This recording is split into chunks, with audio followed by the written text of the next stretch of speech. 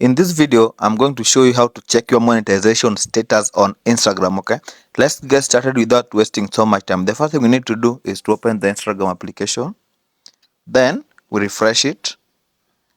Then click on the profile picture. This is located to the right here at the bottom. Click on it. Then click on the hamburger sign. The hamburger sign are the three bars at the top,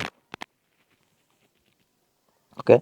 Then scroll down and search for creator tools and controls, and this feature is only available if you are using the professional account on Instagram. Click on creator tools and controls, then scroll down and click on monetization status. Now you can see that this account is able to monetize. Let us check the partner monetization policies, check the eligibility criteria. Okay, now you can see the eligibility criteria for monetization on Instagram. Look at this. Everything here is outlined well, so you can see the criteria so that you don't make any mistake and forfeit monetization. Okay, look at this. You can just read everything here. Thank you guys. Let's meet in the next video.